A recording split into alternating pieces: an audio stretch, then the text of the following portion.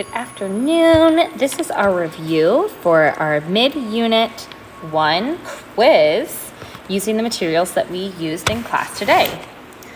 Let's take a look at that first question. For all grids, each small square on the grid has an area of 1 square unit unless otherwise indicated. So we're just using square units instead of centimeters or square inches or square feet. First question, what is the area of this parallelogram? C. So first we need to identify the base and the height. Remember, we need the base is like the bottom of the parallelogram. The bottom is right here, so we can label this as our base, which means that our base is 10. Now, for our height, we need a perpendicular line or a right angle that's going to connect the base to the top. So when we use our index card, we see our right angle is right here. It shows our perpendicular line, which means that this is our height, or h. B is 10 and h is 12. Instead of b, I'm going to put in 10. And instead of h, I'm going to put in 12. And now let's do the math. 12 times 10. 0 times 2 is 0. 1 times 0 is, or 0 times 1 is 0 as well. Moving to my next place value, so I put my 0. 1 times 2, 1 times 1, add my partial products. This means that my area is 120 square units. I just showed you how to solve it all the way by hand. If you also know that when we're using our multiples of 10, if you're familiar with that, that's all right as well. Okay, moving on to our next question. Select all the parallelograms that have an area of 16 square units. So we're going to take a look at figure D first, and we're going to find the area first to see if it has an area of 16 units. 16 square units. So first we need to find the base and the height. Where is the base or the bottom of figure D? Base is right here. Base equals, and let's see, how many is that? 1, 2, 3, 4. 4. And then this is my top, which means my height has to connect with that right angle line. 1, 2, 3, my height equals 4. All right, 4 times 4. If you don't have those math facts, you can always skip count on the side. 4, 5, 6, 7, 8, 9, 10, 11, 12. Oops. 13, 14, 15, 16. 16 square units. All right, now let's look at figure C. Can this be the base of C? No, it cannot be the base of C because we cannot have it on that. We can't count the values because these are on a slant. It's not on the grid. So we're going to turn our paper. So our base is right here. And then that means that this, whoops, is the top. I'm going to connect the top and the bottom or the base with a right angle line. See how many of that is? 1, 2, 3, 4, 5, 6, 7, 8. My height equals 8. My base equals 2.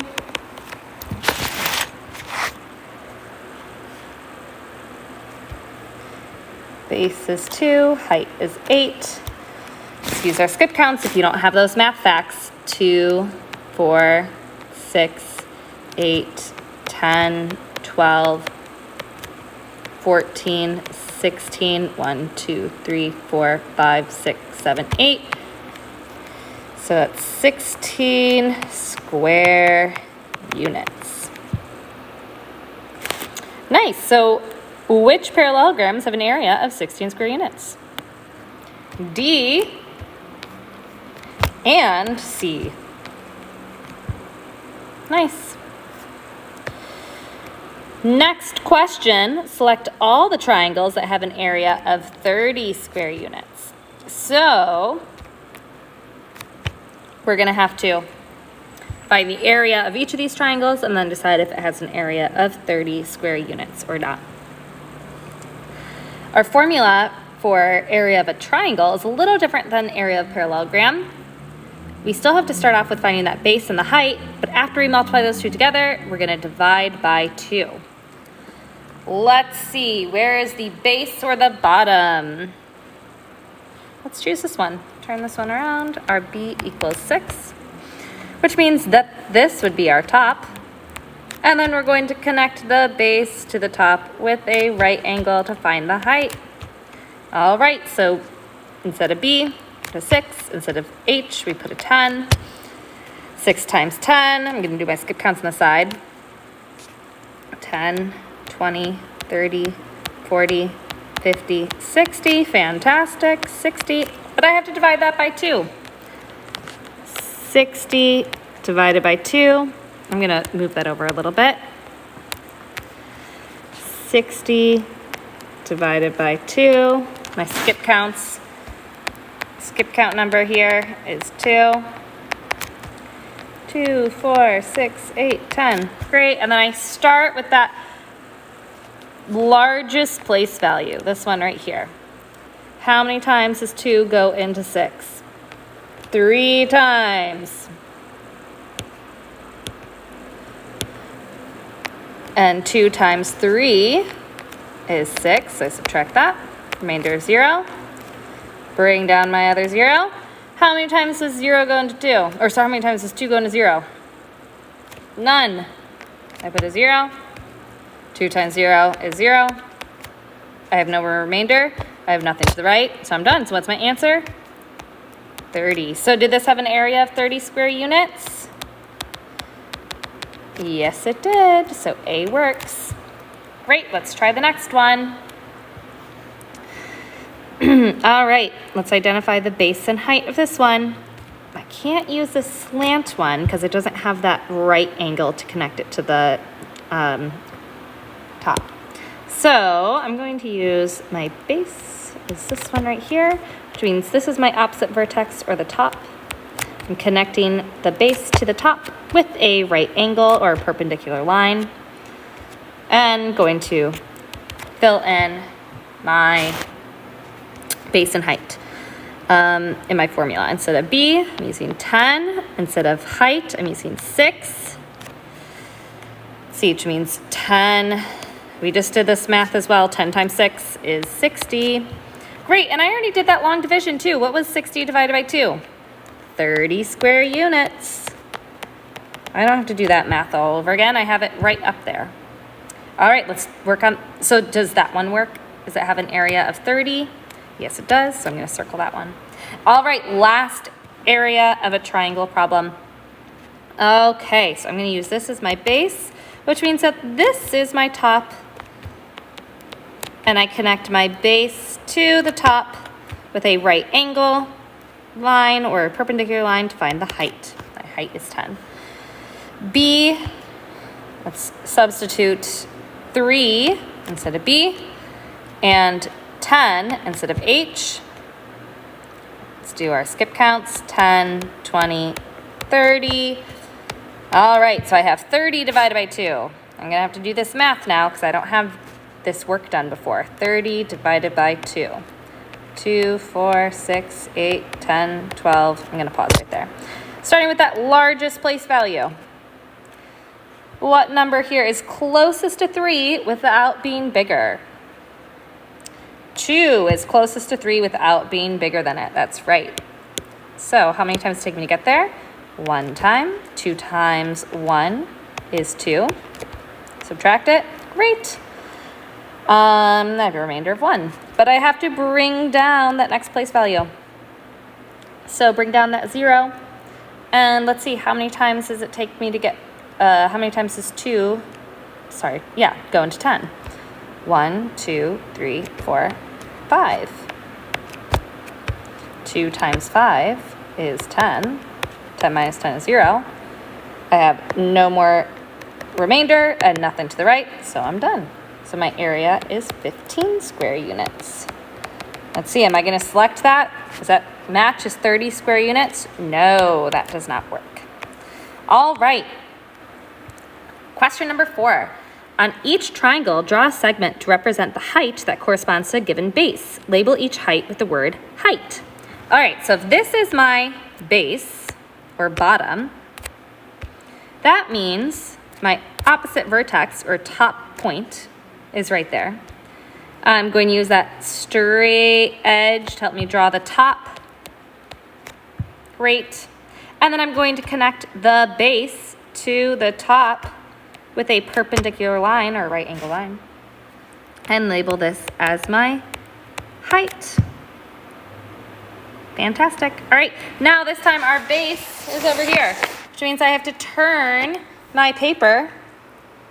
My iPad doesn't turn in the same kind of way, but you're turning your paper, so your base is on the bottom, opposite vertex or top point, and then you use that index card to draw that straight line and label that top. And you connect the base to the top with a perpendicular line or a right angle, and that becomes our height.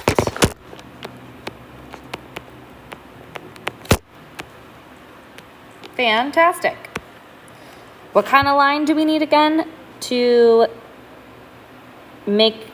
connect the base to the top to make the height? Perpendicular line, that's right, or a right angle line. All right, last question. Find the area of the figure. Explain or show your reasoning. So I'm noticing I don't have a formula for this figure. This looks like a figure that I don't know, but I can decompose this into other shapes. So let's see. If I draw a line right here, let me draw that a little clearer. What shapes did I decompose this into?